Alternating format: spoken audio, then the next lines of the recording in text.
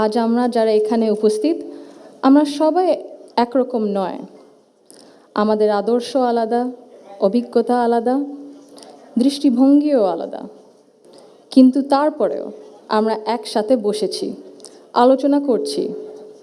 কারণ আমরা সবাই দেশের জন্য, দেশের মানুষের জন্য ভাবছি। আর এই ভিন্নতা নিয়ে একসাথে কথা বলছি, একের পর এক শুনছি। এটাই গণতন্ত্রের আসল সৌন্দর্য।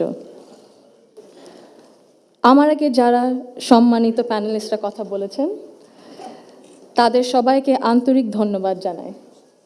আপনারা অনেক কিছু বলেছেন, হয়তো বা আমিও বলে ফেলবো। সো আমাদের একটা মাইন্ডসেটে আই থিঙ্ক সিমিলারিটি আছে। আমার খুব ভালো লেগেছে শুনে। আমি আজ এখানে দাঁড়িয়েছি ভিন্ন এক অনুভূতি ও আবেগ নিয়ে। বাংলাদেশের এই পলিসি লেভেলটায় আমার প্রথম বক্তব্য এটা। আমি এমন কেউ নয় যার কাছে সব প্রশ্নের উত্তর আছে বা সব সমস্যার সমাধান জানা আছে। তবু আমি বিশ্বাস করি নিজের ছোট্ট জায়গা থেকেও সমাজের জন্য, দেশের জন্য কিছু করার আন্তরিকতা আমাদের সবার মধ্যে থাকা উচিত।